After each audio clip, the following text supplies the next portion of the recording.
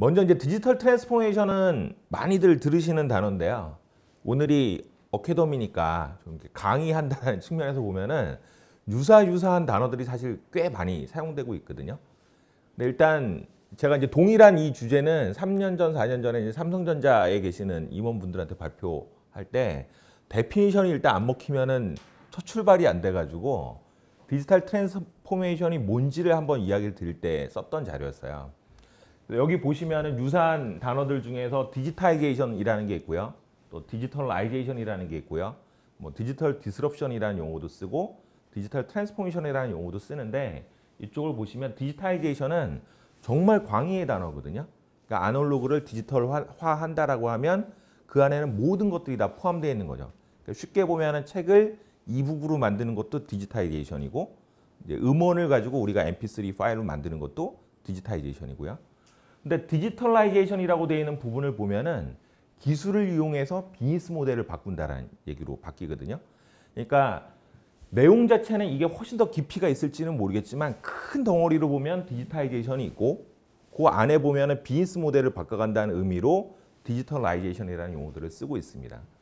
근데 이제 저쪽 옆으로 보시면은 디지털 디스럽션이라는 용어를 쓰는데 저거는 주로 외부 환경을 이야기할 때 쓰거든요. 그러니까 외부에서 디지털이라는 힘을 들고 들어와서 산업의 판도를 바꾸고 게임의 룰을 바꿔가는 쪽을 디지털 디스럽션이라고 얘기를 하면은 이건 주로 외부에서 안쪽으로 들어오는 영향이 되는 거고요. 밑에 있는 디지털 트랜스포메이션이라고 되어 있는 부분은 여러 가지 뭐 이야기를 써놨지만 디지털 기술이라는 걸 이용해서 우리가 새로 가치를 창출을 해내고 고객이나 파트너나 서플라이어와 인터액션하는 모든 과정을 바꿔가는 부분이라고 되어 있는데 여기서도 궁극적으로 얘기하는 건 뭐냐면 비즈니스 모델을 바꾸는 것 자체에 그 핵심이 있다라고 얘기를 하고 있습니다. 그래서 뭐 정의를 놓고 이렇게 이야기를 드렸지만 다시 요약을 드리면 디지털라이제이션이나 또는 디지털 트랜스포메이션이나 사실 같은 의미를 가지고 있고 본질 자체는 비즈니스 모델을 바꾼다라는 데 있다라는 거죠.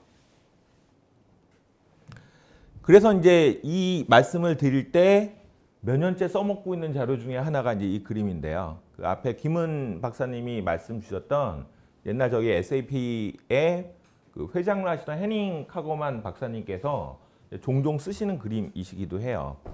그래서 제조업체가 가는 방향을 이제 독일에서 우리가 이렇게 자료들을 보시다 보면은 미래의 공장을 얘기하는 어플리케이션 시나리오들이 한 7가지 정도가 있거든요.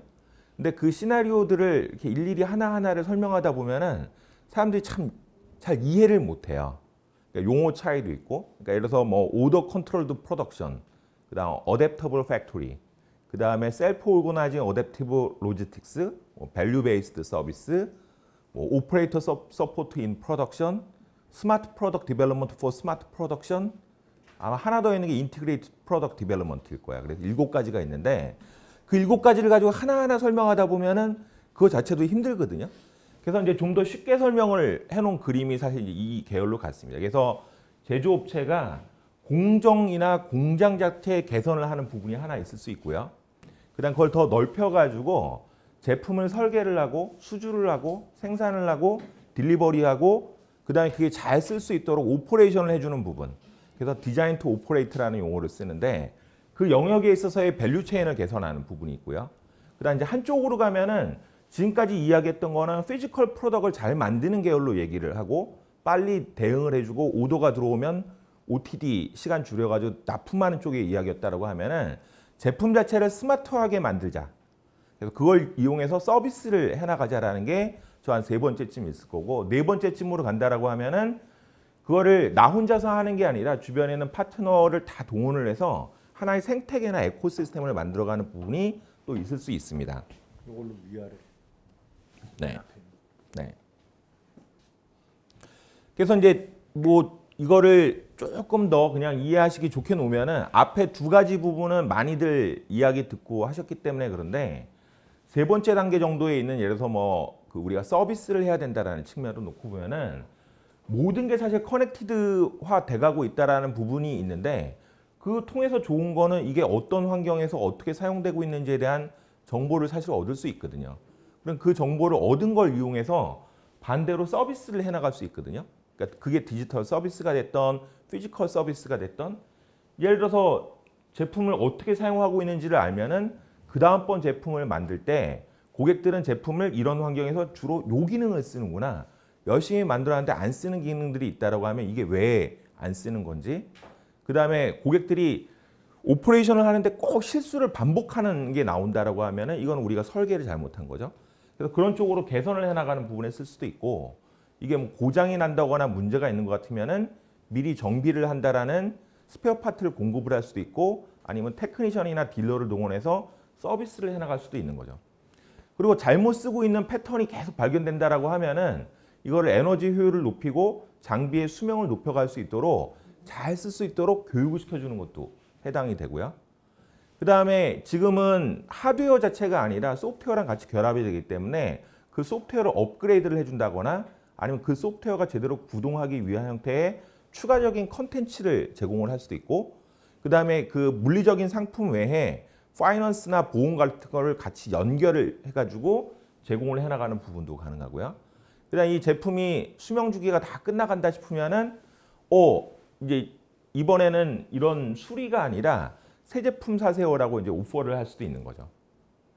여기 이렇게 쭉 보시면은 여기 언더아머 신발이 하나 있는데요. 언더아머 신발 중에서 다는 아니고 여기 센서 달려 있는 것들이 있거든요. 근데 그 센서 달려 있는 걸 가지고 언더아머에서는 그 데이터를 모아 가지고 사람들이 몇 보 정도를 걸으면은 운동화가 헤어지기 시작한다라는 그 데이터를 또 가지고 있어요. 그리고 얼마나 뛰면은 이게 헤어진다라는 데이터를 가지고 있어서 그 데이터에 맞춰 가지고 오퍼를 하거든요. 지금은 이제 운동화니 뭐니 떨어질 때가 됐으니까 그러면 당신 여기 다치거나 뭐 할 수 있으니 지금은 운동화 바꿀 때가 됐다라는 식으로도 얘기를 할 수 있거든요. 그러니까 꼭 여기 뭐 우리가 얘기하는 그 머시너리 관련된 쪽이나 어플라이언스 관련된 영역 말고도 소비재 영역에서도 사실 이런 변화들이 일어나고 있습니다. 그리고 그 다음에 얘기하는 게 우리가 이제 플랫폼 비즈니스 모델을 얘기를 하는데요. 이것도 뭐 흔히 얘기하는 이야기 중에 하나지만 앞에서 이런 커넥티드 프로덕트에다가 서비스를 붙여가던 것들이 궁극적으로 저 끝으로 가면은 다 지향하고 있는 거는 에코를 만들어가는 형태의 플랫폼 비즈니스거든요. 그러니까 그래서 존 디어라는 회사가 그 농기계를 파는 게 아니라 농업 컨설팅 해나가는 걸로 유명해졌다라는 거는 그런 사례들은 많이 들어보셨을 거예요. 근데 오히려 존 디어보다 저 그림에 제가 안 넣어놨네요. 365 팜넷이라고 하는 회사가 있거든요. 그러니까 유럽 쪽에 있습니다. 아까 하이탁 이사님이 보셨던 그림 중에서 클라스라는 회사가 하나 나왔었는데 여기도 농기계를 만드는 회사거든요. 이 회사가 만들어가고 있는 에코가 있는데 여기에 에코가 훨씬 더 화려하고 튼튼하게 돌아가고 있어요. 플랫폼이라고 얘기하는 계열로. 근데 이런 것처럼 이런 플랫폼 비즈니스를 하는 영역이 완제품 쪽도 있지만 여기 들어오는 전구 라이팅 같은 것부터 해서 타이어도 포함이 돼 있고 수많은 영역에서 지금 플랫폼 비즈니스가 이루어지고 있고요. 이게 꼭 B2C가 아니라 B2B 영역에서 이루어지고 있는데 B2B가 가지고 있는 파워는 정말 막강하거든요. 근데 이제 아직 국내에서는 B2B 영역으로 들어가서 이런 플랫폼 플레이를 하는 기업들이 대기업 쪽에서도 꿈은 꾸지만 잘 이렇게 등장을 못하고 있는데 이 영역을 빨리 가는 게 우리가 이제 살아남고 가야 되는 길이라고 생각을 합니다. 재밌는 그림 하나 보여드리겠습니다. 이거 보시면은 IMNC라고 얘기하는 거는 인더스트리얼 머시너리 앤 컴포넌트의 약자인데요. 그 보통 이제 산업용 기계나 아니면 이렇게 자동화에 관련되어 있는 부분 중에 설비 관련되어 있는 부분, 그다음 좀 더 넓게 보면은 그 선박 같은 걸 만드는 부분까지도 사실 IMNC라고 얘기하는 인더스트리 내에 사실 이제 포함이 되는데요. SAP의 IMNC 고객들을 대상으로 해서 IDC랑 같이 서베이를 했어요. 그래서 IMNC 산업에서 지금 경영진이 생각하고 있는 중요한 주제들이 뭐냐라고 했더니 쭉 모아봤더니 한 7, 80가지가 나왔는데 그 중에서 제일 탑으로 서로 영향을 받고 얘기했던 주제들이 뭐냐면 첫 번째 페이퍼 유즈. 지금 우리 공장에서 생산하는 거 얘기하고 있다가 딱 보시면은 페이퍼 유즈? 이건 비즈니스 모델을 바꿔가는 쪽의 얘기죠. 두 번째 보시면은 스마트 프로덕트 만들어야 된다는 얘기들 나오고 있고요. 세 번째 주제를 보시면은 제품을 통해서 얻는 레버뉴가 아니라 제품 자체의 판매는 지금 정체되어 있거나 오히려 줄어가고 있거든요. 거의 모든 산업에서 서비스 레버뉴를 올려가지고 여기서 매출을 키우고 수익을 높여야 된다는 이야기들을 하고 있고 IoT 적용을 해요. 근데 IoT 자체가 목적이 아니라 IoT를 통해서 새로운 서비스를 만들어야 된다는 얘기를 하고 있고요. 다섯 번째를 보시면은 애프터마켓 서비스를 하는데 심지어 내가 만든 제품만 내상하는 게 아니라 같은 인더스트리 내 경쟁업체 것도 내가 필요하면 서비스를 하면서 거기서의 매출을 얻겠다고 얘기를 하고 있고요. 여섯 번째 보시면은 저거는 이제 에셋 관련된 쪽에 네트워크를 만드는 쪽 이야기이긴 한데요. 여기서도 마찬가지로 제품을 팔고 끝내는 게 아니라 그 제품이 고객에서 잘 사용될 수 있도록 서포트하는 게 제조업체의 일이라고 얘기를 하고 있고요. 그 다음에 제품 자체에다 소프트웨어를 어떻게든지 더 인베드를 해가지고 똑똑하게 만들까. 그러니까 독일에 있는 완성차 OEM 업체들이 뭐 2030년까지 이렇게 자기네들이 바라보고 있으면 전 직원의 절반 이상은 IT 소프트웨어 인력으로 바뀔 것 같다는 얘기들을 하고 있거든요. 그다음 이제 디지털 트윈 또 뭐 유행이긴 하지만 지금은 제품 자체를 그냥 납품하는 걸로 끝나지만 가까운 미래에는 그 제품에 상응하는 디지털 모델을 피지컬 프로덕트과 같이 공급하지 않으면 고객에서 바잉을 안 한다는 이야기를 현재들 하고 있습니다. 그 다음에 프로그램 프로듀스 드디어 이제 제조 얘기 이제 한번 나왔고요. 그 다음에 VR이나 AR을 이용해서 작업자들이 작업을 더 잘할 수 있도록 도와주는 부분. 그 다음에 플래닝 앤 스케줄링 우리 다 아는 내용이지만 여기다 이제 머신러닝이나 빅데이터를 집어넣는 부분. 자 여기서부터 1번서부터 11번까지를 딱 보시면은 이 중에서 제조와 관련된 이야기들이 나와 있는 거는 그러니까 생산 프로세스요. 이쪽으로 가면 한 3가지 정도 이렇게 나올 것 같아요. 1번부터 10번까지 다 비즈니스 모델. 네. 앞으로 가면은 대부분이 다 제품을 바꿔가고 서비스를 바꿔가고 우리가 비즈니스를 해나가는 걸 바꿔가는 얘기를 하는 거거든요. 이게 지금 이야기하고 있는 디지털 트랜스포메이션이라고 제가 설명드릴 수 있는 거죠. 그래서 이런 이야기를 드리는 이유가 이건 뭐 좀 오래된 자료입니다. 오래된 자료인데 한국에서 서비스와 제조업이 서비스화를 해야 된다는 이야기를 하지만 사실 서비스화가 그렇게 쉬운 건 아니거든요. 그러니까 마인드셋도 바뀌어야 되고 사람들의 스킬셋도 바뀌어야 되고 새로운 그 전담되는 조직도 바뀌어야 되고 옛날에는 공짜로 하던 거를 지금은 과금을 하는 형태로도 바꿔야 되고 새로운 걸 또 만들어 가야 되기 때문에 제조를 한다는 프로덕트에서 서비스로 간다는 게 사실 쉽지는 않아요. 그런데 우리가 너무 이렇게 양산을 하는 부분하고 로우 코스트 프로덕션 쪽으로 이렇게 집중하는 사이에 좀 과거 데이터지만 심지어 어느 나라의 경쟁 업체들보다도 제조업의 서비스화가 지금 떨어지고 있거든요. 그러니까 우리가 지금 여러 가지 주제를 가지고 혁신을 해나가야 되지만 앞에서 말씀드렸던 것처럼 비즈니스 모델을 바꿔가는 부분의 상당한 부분들이 사실은 다 서비스와 관련되어 있다는 것을 한 번 더 말씀드리고 싶습니다. 자, 그 다음에 이제 산업별로 사실 혁신을 해나가는 방향에 있어서는 좀 차이들이 나고 또 개별 기업들도 혁신 방향의 차이가 나고 또 밸류체인상의 위치에 따라서 혁신하고자 하는 주제들에는 사실 차이들이 있습니다. 근데 일단 말씀드렸던 IMC 산업을 기준으로 해서 놓고 보면은 공통적인 트렌드는 그 모든 변화나 혁신의 시작은 고객이 필요로 하는 거를 만족시켜주기 위한 쪽에서 출발하는 것이고요. 가격 자체는 당연히 과거보다는 더 떨어질 수 있도록 하고 품질은 높여야 되지만 여기도 나와 있는 것처럼 커스터마이제이션을 해주는 것 자체가 핵심 역량으로 가고 있다는 거고요. 그다음 이제 저쪽 두 번째는 뭐 모든 거는 하여간 다 디지털로 가고 있다. 제품, 프로세스, 서비스 모든 거가 다 디지털을 기반으로 하고 있거나 디지털과 결합하는 쪽으로 가고 있고 이렇게 가고 있다 보니까 회사가 가져가야 되는 인력들이 뭐 소프트웨어 관련된 인력들도 많이 필요하고 기존의 인력들도 그거를 다룰 수 있을 만큼의 역량 개발들이 전부 다 필요한 거죠. 그 다음에 글로벌라이제이션 얘기도 하지만 라이트 쇼어링 얘기도 같이 하고 있습니다. 지금은 뭐 그 팩토리 자체도 과거보다는 훨씬 더 이렇게 작아지는 형태의 구성도 많아지고 있고 그다음에 독일에서 얘기하는 것처럼 내가 모든 역량을 다 갖는 게 아니라 주변에 있는 업체들이랑 엮어가지고 내가 모든 걸 다 생산하는 게 아니라 템포러리로 아웃소싱해서 생산을 하는 형태의 네트워크를 만들어야 된다는 얘기들을 하고 있거든요. 그래서 이제 위치를 잘 선정을 하고 거기서 어떤 역량을 내가 가져가고 어떤 부분을 남한테 맡길 것인가를 사실 결정하는 주제도 중요하고요. 그 다음에 결과적으로 쭉 놓고 오면은 지금까지 살았던 거 말고 내가 앞으로 잘 살아가기 위해서 내가 가져야 되는 역량은 도대체 뭐고? 그 안에서 내가 주변에 있는 파트너가 되거나 업체들하고 어떤 관계를 가져가는 모델을 만들어갈 것이냐를 정의하는 것 자체가 중요하다는 얘기들을 하고 있습니다. 그래서 이제 이 앞에서 말씀드린 주제를 가지고 뭐 앞에서 또 11가지 뭐 70여 가지의 유스 케이스나 관심 있는 혁신 주제들이 있었는데 이거를 한번 요약을 해보면 첫 번째는 고객. 네, 모든 출발은 다 고객이기 때문에 고객이 내 제품을 사기 편하게 만들고 고객이 내 제품을 사용하기 좋게 만들고 그다음에 고객의 니즈가 뭔지를 얘기하기 전에도 미리 알고 불편사항이 있으면 그거를 해결할 수 있도록 만들어가는 하여간 고객 먼저.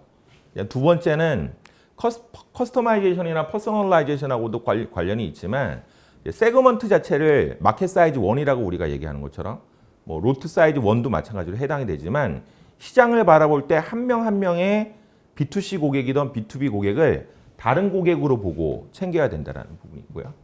그다음 제품 자체는 전부 다 디지털화 돼 나가고 있는 거고 그다음 또 주제 중에 하나는 공장도 중요하지만 서플라이 체인 자체를 운영하는 역량 자체가 중요하기 때문에 디지털 서플라이 체인 앤 스마트 팩토리 저 마지막으로는 이제 새로운 비즈니스 모델을 만들어가는 부분 이 5가지가 사실 IMS 인더스트리에서는 핵심 토픽이라고 할 수 있습니다. 뒤는 뭐 저희 SAP 얘기이기도 한데요. 그냥 요거는 간단히 이야기 드리면은 앞으로의 계속 모든 일들은 반복적인 작업들은 전부 다 자동화가 돼 나갈 거고 그러면 그 자동화된 부분들만큼을 누군가는 부가가치를 만들어낼 수 있는 새로운 일들을 이제 해나가야 되겠죠. 이런 일들을 잘하기 위해서는 기존의 회사에서 운영하고 있는 오퍼레이션 프로세스나 아니면 단위 공정들은 가능한 한 최적화하고 효율화할 수 있도록 만들어야 되고요. 그게 이제 오히려 오토메이션과 관련된 영역들이 막 되겠죠. 그래서 그 역량을 바탕으로 해서 과거에는 하나의 공정이나 하나의 프로세스를 봤다라고 하면 조금 더 넓게 공정을 바라보고 조금 더 넓게 프로세스를 바라봐서 이거를 바꿔주는 일을 해나가야 되는 거죠. 그게 오히려 이렇게 스텝으로 보셨던 거에 아마 2번째 단계처럼 막 이렇게 생각하셔도 될 거예요. 그래서 익스텐드를 해야 되고 마지막으로는 저는 남는 역량들을 모아서 비즈니스 모델을 바꿔가는 쪽으로 사실 더 노력을 해야 되겠죠. 그래서 저희 SAP 내에서는 이제 옵티마이즈, 익스텐드, 트랜스포메이션 해야 된다는 용어들을 쓰고는 있습니다.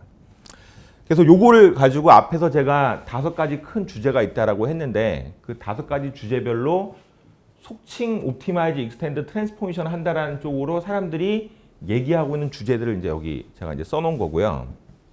이 내용들이 첫 번째 이제 고객 중심으로 가야 된다는 측면에서는 말씀드렸던 것처럼 고객이 사기 좋게 만들고 고객이 쓰기 좋게 만드는 쪽으로 해서 모든 거를 고객 중심으로 바라봐야 되는 거거든요. 두 번째는 이제 세그먼트 1으로 말씀드린 것처럼 퍼스널라이제이션을 다 해줘야 되는데 가장 기본으로 놓고 보면은 플랫폼을 하나를 만들어 놓고 그 위에다 베리언트를 쌓는 거지 이걸 하나하나 사실 하지는 못하거든요. 생산도 마찬가지고 제품 설계 철학도 마찬가지고요. 그다음 제품 자체는 전부 다 이제 뭐 소프트웨어가 들어오고 해서 똑똑해지게 만들어야 될 거고 서플라이 체인 관련된 쪽으로 내려가면은 여기서는 뭐 가장 간단하게 보는 거는 투명성이라는 부분이 제일 중요할 것이고 그다음 연계성이 중요할 것이고 그 이후에 쭉 올라가면 이제 진화되는 모습들이 또 이제 나오게 될 겁니다. 그리고 서비스 모델은 제가 이제 말씀드렸고요. 그래서 이거를 말씀드린 이유는 뭐냐면은 저런 혁신 방향을 우리가 쫓아가기 위해서는 사실 나중에 설명드리겠지만 하나하나의 혁신 방향별로 우리가 가져가야 되는 역량이 있어야 되거든요. 그리고 그 역량을 또 갖춰가기 위해서 필요한 소프트웨어도 있을 수 있는 거거든요. 그래서 요 5가지에 대해서 이제 조금 이야기를 드렸는데요. 약간 시간 남는 동안 점심시간을 제가 너무 많이 뺏으면 안 되니까 간단한 사례들하고 저 5가지가 어떤 의미를 가지고 있는지를 조금 더 설명을 드리도록 하겠습니다. B2B 업체들이요. 여기 나와 있는 이 알파라고 되어 있는 이 회사 같은 경우에는 열교환기나 이런 거를 이제 주로 많이 만드는 회사인데 국내에도 이제 사업을 하고 있습니다. 근데 이런 회사들이 요즘은 자기 제품을 전부 다 이렇게 커머스 몰을 만들어 가지고 그 안에 들어와서 B2B 고객들이 컨피그레이션 해가지고 제품을 주문하고 가격을 볼 수 있도록 만들어 놓고 있고요. 스페어 파트가 필요하면 스페어 파트를 여기 커머스 몰에 들어와 가지고 신청하고 주문해서 가져갈 수 있게 하고 있거든요. 그리고 이 회사의 사례는 아니지만 그렇게 스페어 파트 주문이 들어오면은 3D 프린터로 찍어 가지고 보내주는 회사들도 있어요. 이미 독일에서는 IMC 인더스트리 쪽으로 이런 회사들이 막 나오고 있습니다. 근데 제가 이제 어제는 제가 타이어 업체를 한 군데를 만나고 왔는데 타이어 영역에서도 사실 요즘은 이렇게 판매하는 모델들이 점점 사실 늘어나고 있대요. 그리고 이제 또 한 가지 더 있는 거는 옛날에는 고객이라고 생각하지 않았던 이제 그 타이어 쪽에서는 크게 시장을 바라보면은 OE라고 얘기해서 OEM 업체한테 그 아예 집어넣는 거, 자동차를 만들 때. R이라고 얘기하는 부분은 리플레이스먼트이기 때문에 사람들이 이제 자동차 타다가 타이어 바꿀 때 되면 이제 바꾸는 시장이 이제 RE 시장이라고 하는 게 있었었는데, 지금은 주 시장이 어디로 갔냐면은 소위 얘기하는 우리나라로 보면 타다 이런 데들 있잖아요. 차량 공유하고 하는 데들이 엄청나게 많은 자동차를 사가지고 여기서 굴려대기 시작하니까 얘들하고의 관계를 만들어가는 게 제일 중요한 거죠. 그래서 여기다가 오히려 내가 타이어를 공급을 하면서 타이어가 잘 사용될 수 있도록 유지 보수해주고 관리해줄 수 있도록 서비스를 해주는 게 자기네 큰 시장으로 바뀌어버린 거거든요. 소비자 시장은 오히려 막 줄고 저쪽에 OE 시장도 막 줄고요. 이런 것처럼 시장이 바뀌어가니까 시장이 어떻게 움직이는지에 대한 정보를 얻으려면은 이런 유형의 옛날에 B2B 비즈니스를 하고 중간에 딜러를 꼈던 데들이 직접 고객하고 연결할 수 있는 창구로 지금 온라인 채널들을 다 찾고 있습니다. 그리고 세그먼트 1 제가 이야기를 드렸는데, 사실 세그먼트 1이라는 부분이 단어는 쉬운데 이게 되려고 그러면은 쉽지 않거든요. 챙겨야 되는 게 무진장에 많습니다. 제품 자체가 말씀드렸던 것처럼 플랫폼 기반 위에 베리언트를 쉽게 쌓을 수 있는 구조로 만들지 않으면은 세그먼트 1 저거 달성할 수 없고요.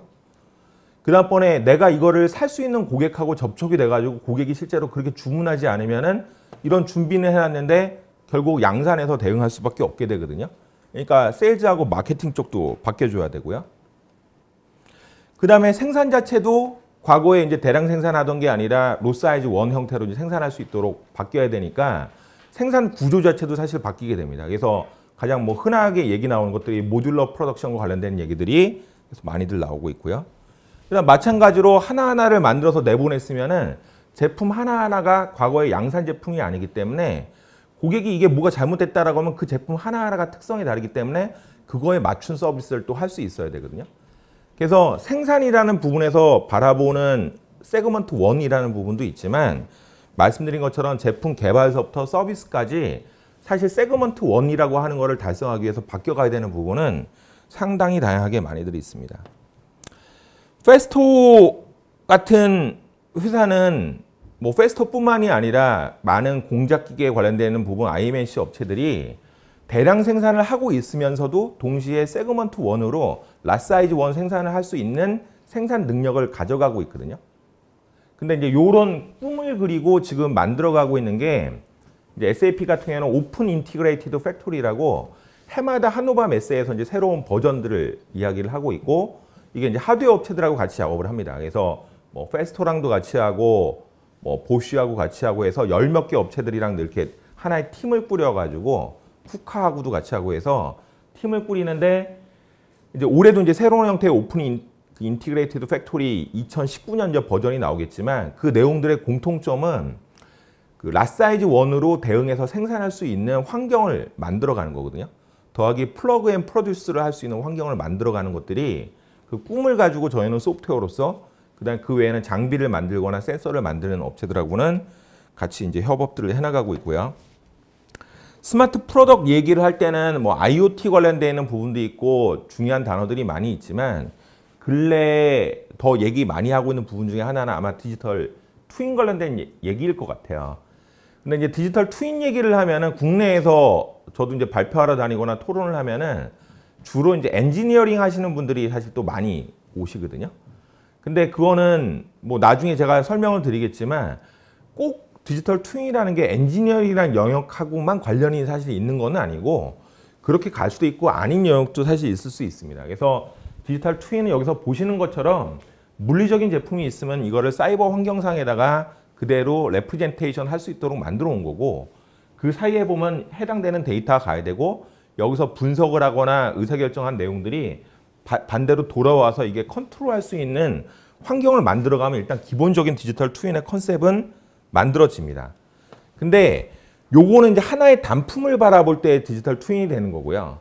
이 디지털 트윈을 만드는 거는 말씀드렸듯이 우리가 스마트 서비스를 하거나 실제로 이거를 다 더 잘 쓸 수 있도록 만드는데 그 목적이 있기 때문에 여기 만약에 디지털 트윈처럼 만들어 온 게 있다라고 하면은 여기 제품이 하나 있습니다. 트윈을 만들어 놨어요. 얘 상태를 봤어요. 그랬더니 얘가 왠지 고장이 날 것 같아요. 어떤 스페어 파트가 필요할 것 같아요. 그러면 그 다음에 우리가 행동해야 되는 거는 그 스페어 파트에 대한 재고가 있는지 없는지도 보실 거고요. 그 스페어 파트를 들고 가서 설치를 하거나 서비스를 할 수 있는 사람이 가용한지도 볼 거고요. 그다음 서비스를 하라는 오더도 내릴 겁니다. 그 다음에 그 고객하고의 워런티 조건이나 이것도 아마 따져볼 거야. 지금 무상으로 해야 되는 건지 유상으로 해야 되는 건지.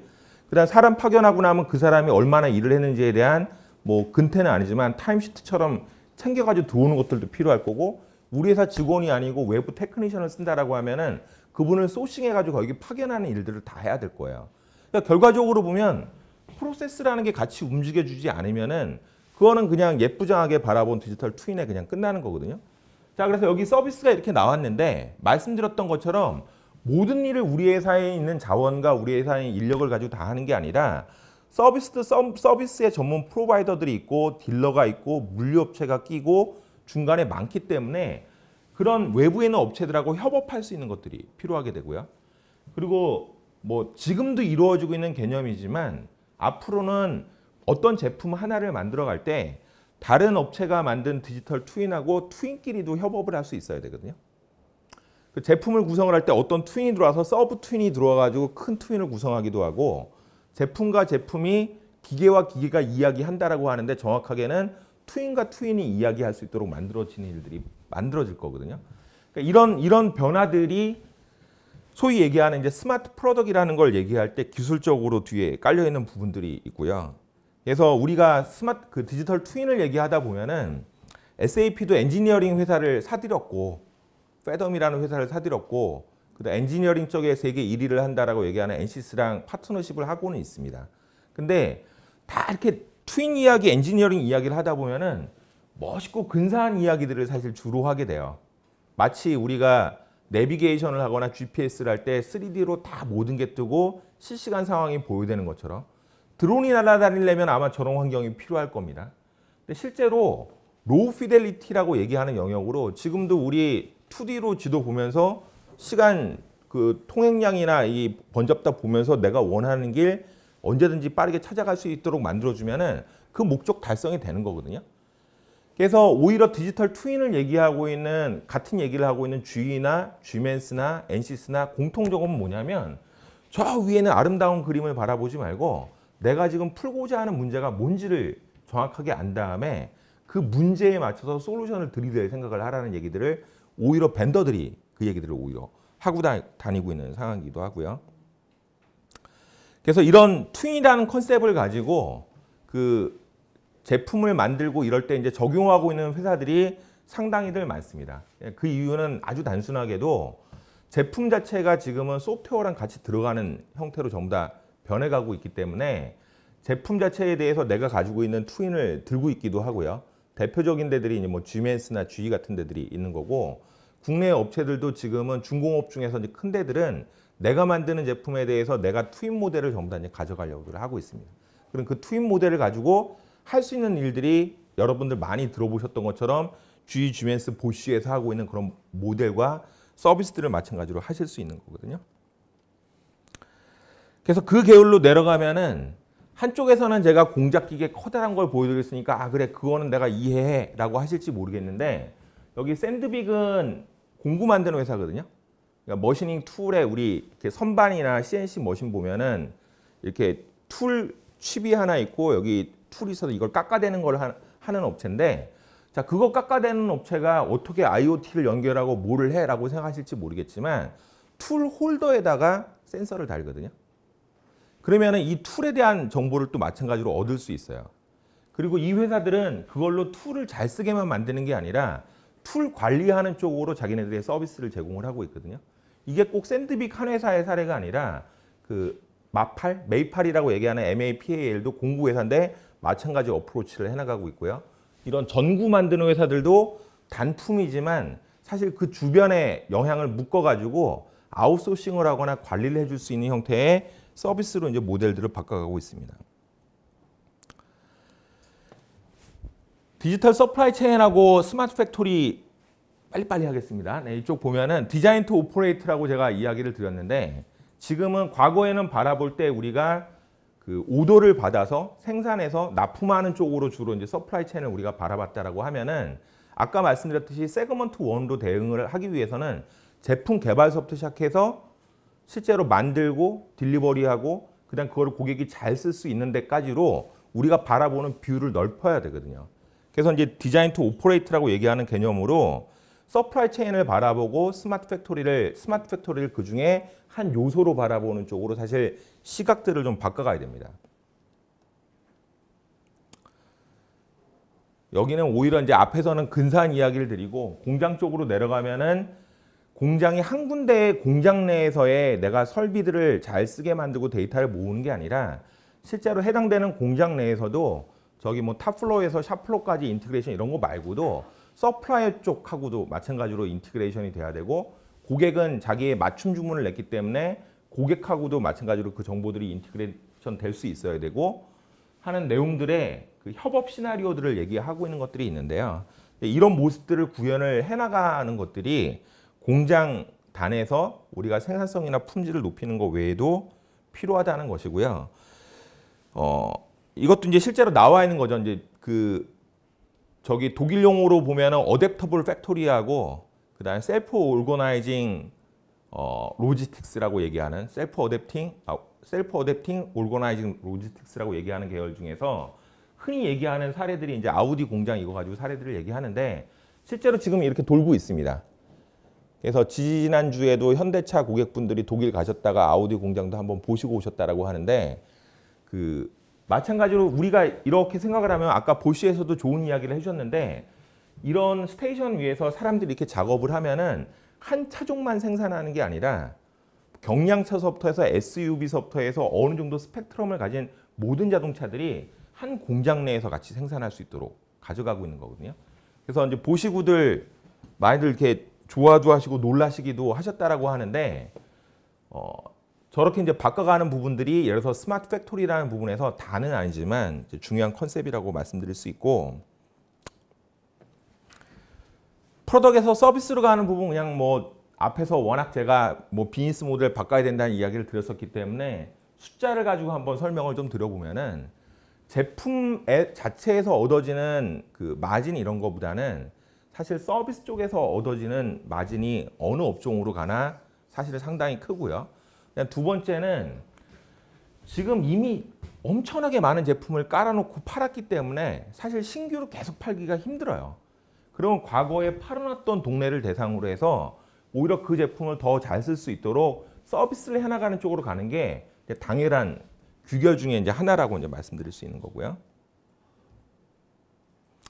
그래서 이제 제조업체의 입장에서 제품을 파는 거에서 끝나는 게 아니라 옛날에는 이제 제품을 만들고 파는 쪽이었다라고 하면은 이쪽 위에다가 가장 기본적인 형태의 스페어 파트 공급서부터 해서 서비스하는 부분들이 있을 거고 그 위로 올라가면은 이렇게 과금을 하는 형태나 이런 것들이 다 바뀌어가지고 리스 모델로도 가고 쉐어링 모델로도 가는 쪽으로 가고 그 다음에 그 제품을 고객이 페이퍼 유지 형태로 사게 만들려고 그러면은 내 스스로가 파이낸싱 업체랑 잡지 않으면은 실제로 어느 날 갑자기 캐시플로우 문제도 생기고 매출을 제품으로 잡다가 서비스로 돌리는 순간 그 회사의 매출이 훅 떨어지는 이런 효과들도 또 나올 수 있거든요. 저런 걸 이제 극복을 해나가야 되는데 여기 나와 있는 거는 그냥 몇 가지의 이야기들을 드린 거고 실제로 그 서비스와 관련되어 있는 좋은 책들도 많이 나와 있고 논문들도 많이 나와 있는데 이 내용을 보시면은 제조업체가 가져갈 수 있는 형태의 서비스 방향들이 상당히 많이들이 있습니다. 시간상 이렇게 막 건너뛰고 가겠습니다. 이것도 뭐 서비스를 한다 하는 게 있는데 조그림은 예를 들어서 저런 컨셉을 가지고 두산중공업 같은 경우에는 풍력 발전에 적용도 하지만 중국이나 아니면 유럽 쪽에 있는 풍력 발전소에서 운영하고 있는 거를 서비스를 아웃소싱 하려고 지금 두산중공업은 생각을 하고 있거든요. 그러니까 보일러 쪽도 예지 정비할 수 있는 기술을 만든 걸 가지고 인도에 최근에 이제 팔기도 했습니다. 자기네가 납품하지 않은 보일러인데 그거를 서비스해주는 모델로 이제 두산중공업이 가져가기도 했는데요. 이런 변화들을 보여주고 있고, 뭐 제가 이 그림은 여러 번 써먹었지만 뭐 컴프레셔 업체들이 컴프레셔를 파는 게 아니라 압축 공기를 사용한 양만큼으로 과금하는 형태의 이제 모델로도 바뀌어간다라는 것도 하나의 예가 되겠고요. 그래서 앞에서 이제 뭐 좋은 얘기처럼 보이는 IMC 인더스트리에서 바뀌어가고 있는 혁신 주제나 이런 거에 대해서 좀 이야기를 좀 드렸는데 이 내용들이 실제로 한 가지가 됐던 저 중에 몇 가지가 됐던 이거를 구현을 하려고 보면은 회사 내에 소위 그 삼성 용어로는 개구재물 마판서고 저희 용어로 보면 R&D서부터 시작해가지고 뭐 판매하고 서플라이 체인 운영하고 애프터마켓 서비스하는 영역까지 사실 바뀌어야 되는 주제들이나 우리가 새로 가져가야 되는 프로세스나 역량들이 있습니다. 보시기 좋으시라고 사실은 제가 심지어 이걸 가지고 한글로 번역도 해놨어요. 근데 사실은 이거를 쓰고 계시는 SAP 고객사들이 이제 몇 군데 있으신데 전지라고 얘기하는 큰 종이에다가 저걸 프린트를 해가지고 그러고 나서나 이게 눈에 들어오거든요. 예, 예. 그러면 예를 들어서 말씀드렸던 요거 하나하나의 이런 주제를 가져가기 위해서 그 각 부서들은 뭐가 바뀌어야 되고 어떤 역량을 갖춰야 되느냐를 이제 정리를 한 게 있습니다. 근데 이거는 회사 입장에서 필요하면 다시 에디팅을 해서 고치면 되는 거죠. 저걸 이제 베이스로 삼고. 근데 저게 이제 인더스트리별로 저게 이제 준비가 되는 게 있거든요. 그러면 지금 보여드렸던 거는 우리가 갖춰가야 되는 이게 핵심 역량이라고 얘기를 할 수 있다라고 하면은 그거를 하기 위해서 우리가 갖춰야 되는 그러면은 소프트웨어나 이런 쪽에 관련되어 있는 거는 뭐가 있을까를 또 여기 밑에 정리를 해놓은 거죠. 그래서 A1이 아니면 사실 이거는 해결할 방법이 없고요. 파일로는 다 드리니까 확대해서 보시면 보입니다. 그래서 솔루션 부분도 다시 확대를 쭉 해놓은 게 이제 이 부분인데 그렇게 확대를 해도 제 눈으로도 사실 잘 안 읽히니까 뭐 이거 가지고 시간 낭비해가면서 제가 이제 설명드리려고 하진 않겠습니다. 근데 아까 제가 이제 디자인 투 오퍼레이트라고 이야기를 하나를 드렸는데 그거를 그냥 여기 위에다가 이렇게 프로세스로 쭉 적어놓으면 이렇게 이제 쭉 흘러갑니다. 역시 글씨가 너무 작기 때문에 뭐 여기서 이걸 읽어드리진 않고요. 그러면 해당되는 영역별로 너무 저기 SAP스럽게 써놔서 그렇기는 한데 여기 해당별로 이거와 관련되어 있는 솔루션들이 뭐가 있는지가 사실 보여요. 그럼 이걸 보시면은 어떤 영역에서 SAP 솔루션 쓰시라는 게 아니라 어떤 거하고 관련이 되니까 이 주제들은 그 관련되어 있는 소프트웨어들이 뭐가 있구나라는 걸 한 번에 보실 수 있어요. 그 차원으로 이제 준비를 해드린 거고 뭐 우리가 트윈 얘기하는 거 뭐 이렇게 얘기를 할 때도 그 독일이 사실 이제 무서운 거 중에 하나가 그 인더스트리 4.0 얘기하는 거 주제 중에서 어드미너스트레이션 쉘이었나요? 어드미너스트러티브 쉘이었나요? 예. 예. 그 쉘이라는 컨셉이 사실 우리가 지금 얘기하는 그 디지털 트윈이라는 영역하고 딱 사실 맞아 떨어지고 있는데 그 쉘에 대해서 표준화를 하는 또 그룹들이 있어요. 그리고 그 엔지니어링 그룹 내에서 다른 나라의 이제 ISO 표준들하고 그거를 교류를 하거나 라이선싱을 해와가지고 표준을 만들어가고 있는데 이제 산업별로 표준들이 있습니다. 근데 그 산업별 표준을 만든 걸 가지고 또 SAP는 앉아가지고 꿀떡떡 라이선싱 해와가지고 소프트웨어를 또 만들어요. 그래서 오일앤가스용, 뭐 케미컬용, 모용 뭐 이렇게 해가지고 만들고 있는데 그걸 가지고 에셋과 관련되어 있는 쪽을 매니지먼트하는 표준들을 만들어가고 있거든요. 근데 사실 이게 저는 무서운 것 같아요.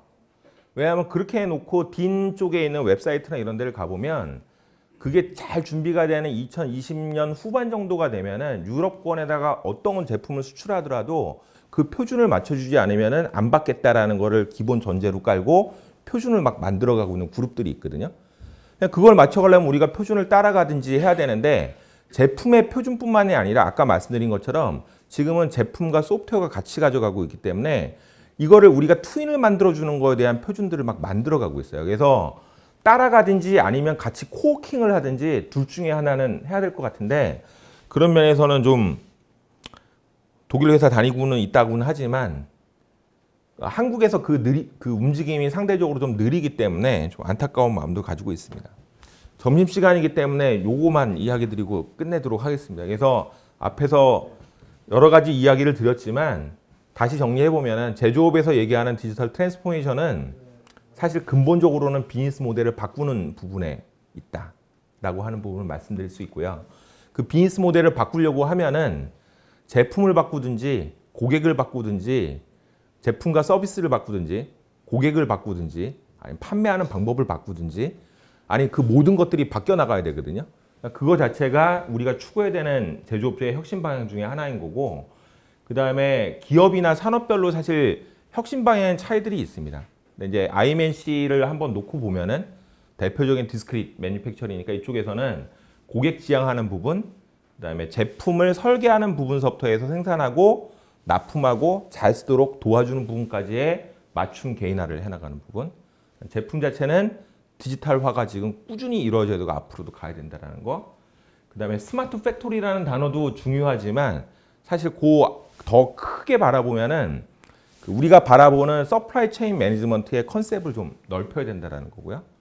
그리고 이제 마지막으로 정리한다 그러면 결과적으로 우리는 추구해야 되는 게 서비스화 쪽으로 가고 새로운 모델을 만들어 가야 된다는 겁니다.